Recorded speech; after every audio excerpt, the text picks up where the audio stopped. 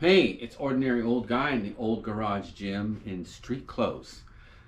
Wait, you can't claim to be in a gym. You can't claim to be fit if you're not in gym gear, right? I don't know if that's true or not, but I'm breaking that rule right here. That being said, right, no workout for me today. And maybe that's the reason to put out this video here, right? Is I've put out a couple recent ones about getting started over again. What can you do? How can you approach that? What if it's your first time? What if it's the third time you've restarted? What if you're coming back from an injury?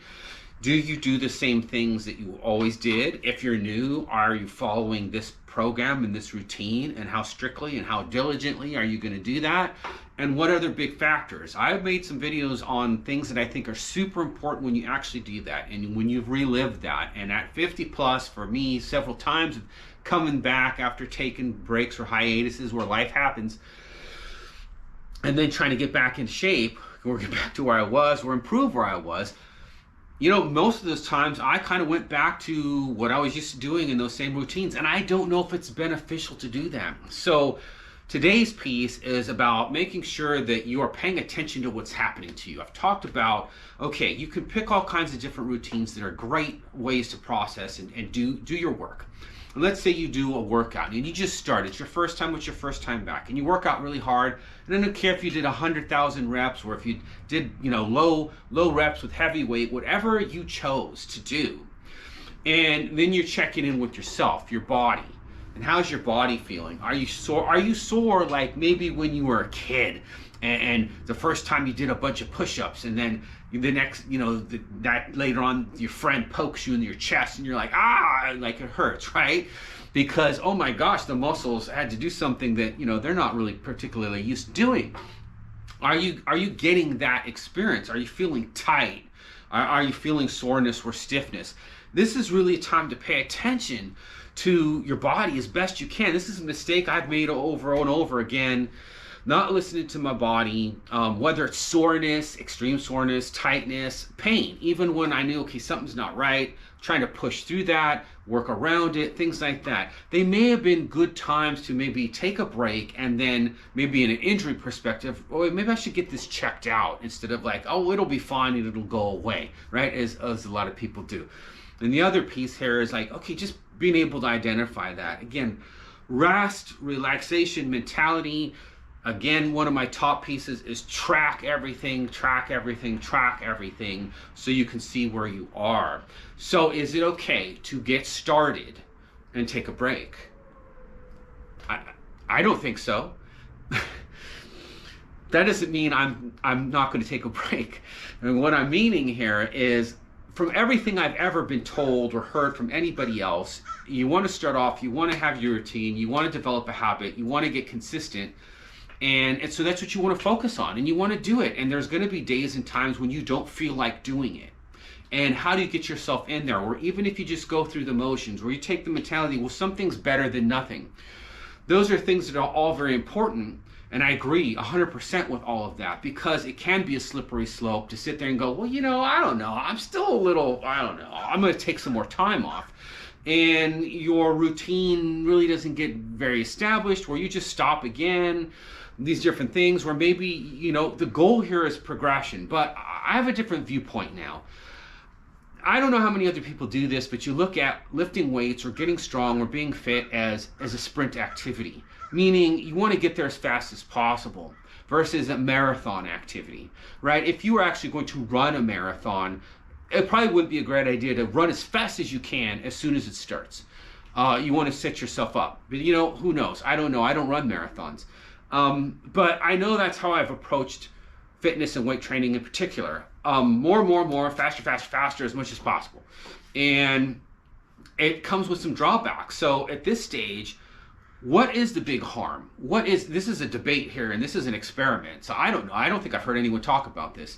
What would be the differential here as far as growth and muscle development if somebody sat there and said, you know what, I'm just starting off and I'm going to make sure I'm listening to my body, and maybe if I need to take a rest to have a recovery because I'm breaking down more muscle tissue and I'm breaking this, like the whole newbie gains thing and all this other stuff, and I'm not pushing as hard as an intermediate. or an advanced lifter? Am I still going to make those awesome beneficial gains? Or am I going to run out of time like it's a clock? Like, oh, 6 months is up, it's over.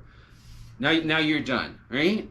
I know for me mentally, I thought, okay, well, I got to go after this as much as I can while I can, because at some point that curve's going to slow down. And at some point it's going to get harder to make gains and develop things and get muscle and fitness and all this different stuff. So that's what I'm doing. So today's message basically is, if you're just starting off, if you're just beginning, try to get there in a mental space where maybe it's okay for you to listen to your body and see how you're feeling, if you're sore. And if you go in there and it's your first time or your first return time and you just do a bunch of leg workout that I did, and then you can barely walk or bend your legs or anything, if you wait a whole week before you do that, is that okay to do that? Because your legs are, again, I've done both. I've gone back and I've worked out even though I'm sore. This time around, I'm going, you know what? I'm going to wait and see now. Now, clearly, if I get to a whole week and I'm still a little sore, I'm probably going to do it. Okay, I'm probably going to work out.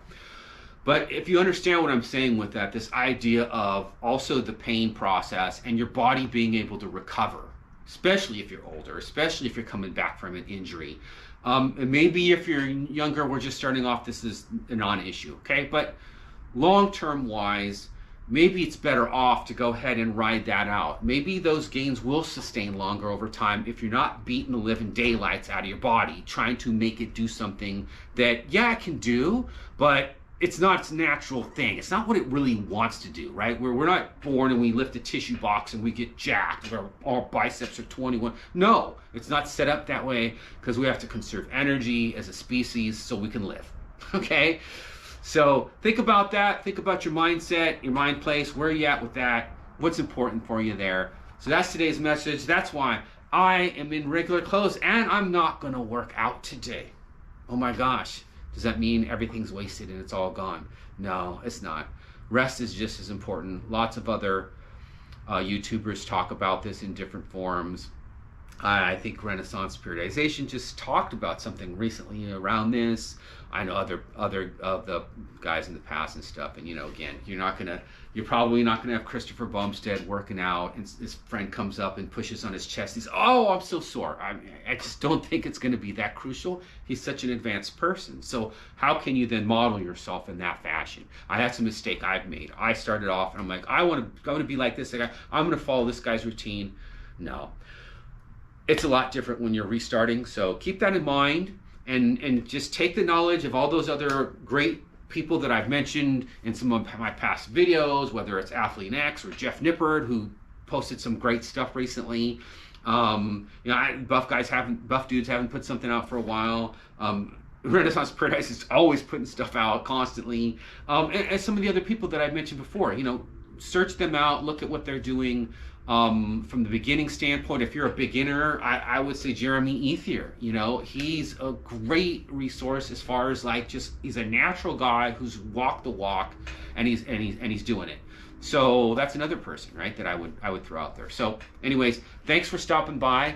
Maybe next time we'll get back in there and I'll do a routine, or I will share a routine. I got some of my editing software back online, so I might be able to make some improvements with that as well coming down the road. So again, thanks for stopping by.